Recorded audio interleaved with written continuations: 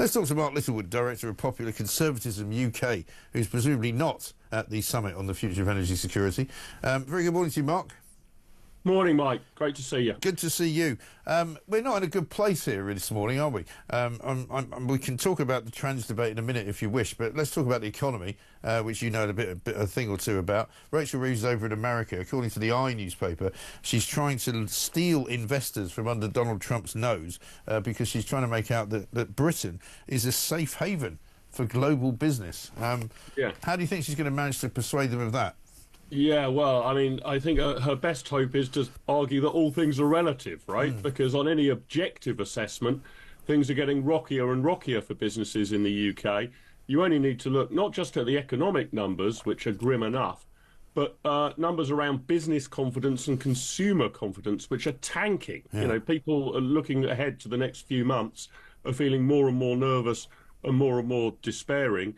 I mean, what she should do, and what President Trump has brought into sharp relief, is remove tariffs that the UK imposes on imports. Yeah. I mean, you would seem to believe, if you listen to much of the mainstream media, that Donald Trump's the only man in the world to ever impose tariffs on foreign goods. We've been doing it here in the UK forever and a day, and so is the European Union. Right. So if we've suddenly decided that tariffs are bad, why aren't we getting rid of our own? That might be a good start for Rachel Reeves, but I don't think she's really going to go there, or at least she's not going to go there as hard and fast and decisively as I'd like. No, and they seem to be also, I mean, to go back to the empty chair scenario down there at the Energy Summit on energy security, they seem to be trying to sell Britain as some kind of, ultra-modern, republic almost that's got this incredible kind of idea that nobody else has got, which is that we're going to be producing our own energy from the sea and the sky and the sun.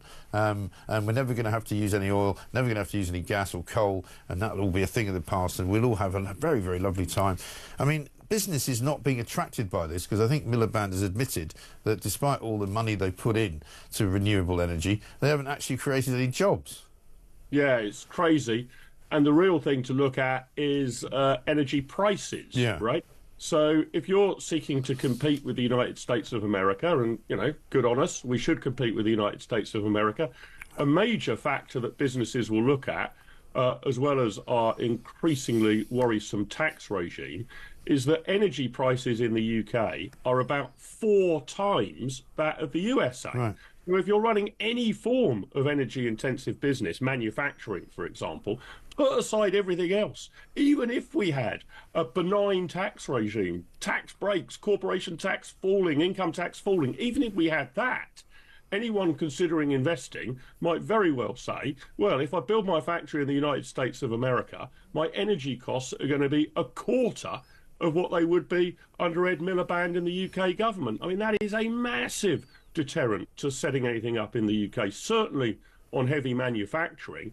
I mean, the reason our steel industry is collapsing is that we've made it almost impossible to do any kind of heavy manufacturing, but almost any business. Right. I mean, if you just want to keep the lights on, it's going to cost you a lot more than if you were based in Austin, Texas or Miami, Florida. Right. So Ed Miliband needs to get on Rachel Reeves' side, if we're to take Rachel Reeves at her word, and actually have falling energy prices being the metric by which he will be judged, not increasing energy prices. Well, they keep promising to make the energy prices fall, but somehow magically they keep going up. They just went up in April again.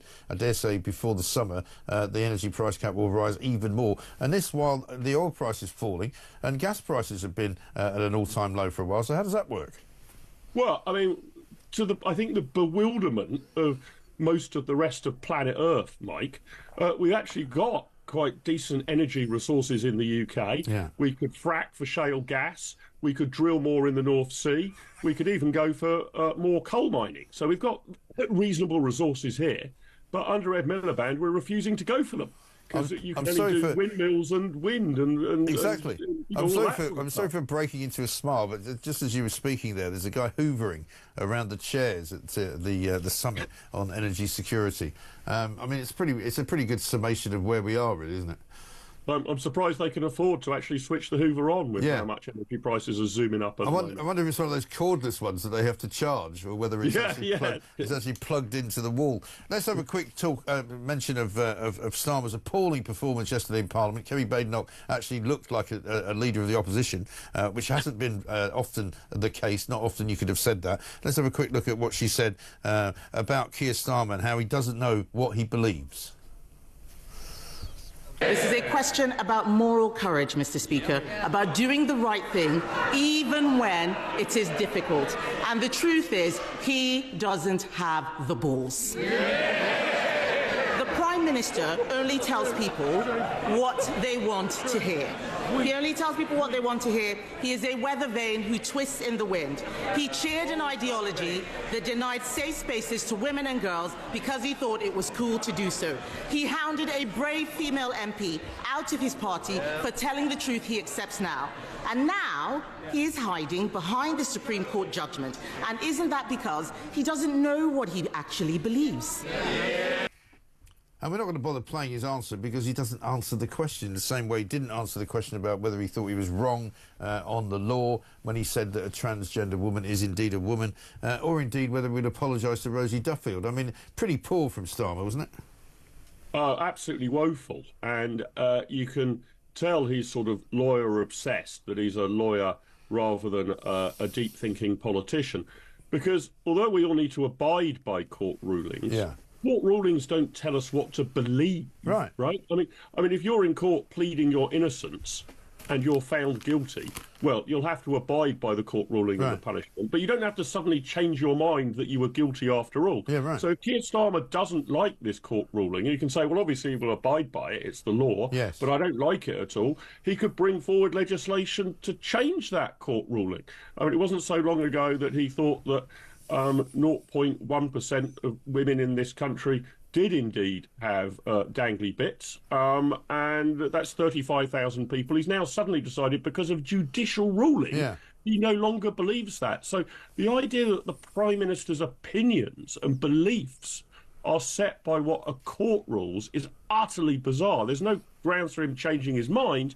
All he has to say is, I'll abide by the law, or indeed he could promise to change the law if he doesn't like the law as interpreted. So it's incredibly odd that he's just, I mean, talk about, going with the wind, whatever the courts tell him happens to be the law suddenly becomes his belief. Well, this is the thing. I mean, he never fails to disappoint. I mean, I was saying during the 6-day absence of Keir Starmer saying anything at all about the Supreme Court ruling, I kept saying, well, as a man who talks about the law all the time and how legal framework is what runs the country and what is most important to him is the carrying out of the law and the administration of the law and all the rest of it, I thought, how has he not come out and talked about this new ruling by the Supreme Court, which will now govern us all?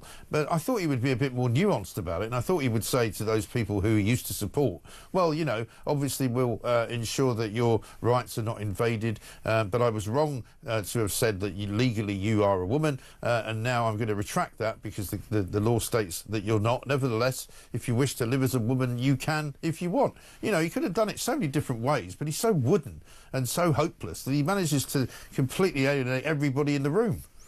Yeah, that's right. But again, as I say, Mike, if all of the things that he was saying prior to the Supreme Court ruling was what he genuinely believed, then he and his government could bring forward legislation to change the law. The Supreme Court ruling isn't set in stone forevermore. That's an interpretation of their interpretation of the law as it presently stands. If Keir Starmer and most of his cabinet continue to believe, and I don't see what would have changed their mind, that trans women are indeed women. I mean, a preposterous view, in my opinion, but nevertheless, they're entitled to have their preposterous views. If he sincerely believes that, why isn't he bringing forward legislation to change the law and out-trump the Supreme Court ruling? Why is he meekly bending over? The job of Parliament, a sovereign Parliament, is to set the law. And if you don't like the way that the law is being interpreted by the courts, if it's turned out that the law didn't quite mean what you thought it meant, you can bring forward legislation on the floor of the House of Commons to change it. Why is he not doing that? Well, this is why it. has he changed his mind? And this is exactly why people end up going to the courts to get a ruling, as you say, on something which is not necessarily a matter of fact, but then it becomes a ruling. You know, the facts can be around the ruling, the facts can be part of the ruling, but you can have the facts be contradicted as well by the ruling, you know, because if this ruling had gone the other way and they decided that in fact a woman who was a trans woman is a woman and legally is protected with all the rights that a woman has and has all the access to the spaces, you know, I would have bet at my bottom dollar that would have been challenged by somebody, because that's how it got to court in the first place. Yeah, it could have been challenged by somebody, but Mike, we've got too much of rule by lawyers in Britain. I agree. These sort of rules should be set by Parliament. Yeah. So had the court ruled that trans women are women, I would be looking for a political party to say, well, if we get into office, we're going to change the law. It's the job of Parliament to change the law. So if you're grossly unsatisfied with the present interpretation of the law, if you need to have the Supreme Court adjudicating on a grey and unclear area, which they've now done, okay. But if you now don't like the law as it stands in any area, it's the job of our politicians to change it, not just meekly go along with the status quo. So I'm delighted with what the Supreme Court came up with. I mean, a very rare victory for common sense in the United Kingdom, but I am bewildered that it took a court to actually determine this. I mean, what else are we going to ask the court to determine? Whether the law of gravity is really true, whether the Sahara is sandy, whether water is wet. Yeah. It is a pathetic indictment of the weak leadership of this government and others in other political parties, that a court has had to decide this, not the politicians we elect. Absolutely woeful. In madness, yeah. Mark, good to talk to you. Thanks very much indeed. Mark Littlewood, Director of Popular Conservatives. Well, thanks for watching. And if you enjoyed that video, please make sure you give it a like and subscribe to the Popcon YouTube channel. You can also find out more about us on our website, popularconservatism.com, and you can follow us on social media. Details are in the show notes below.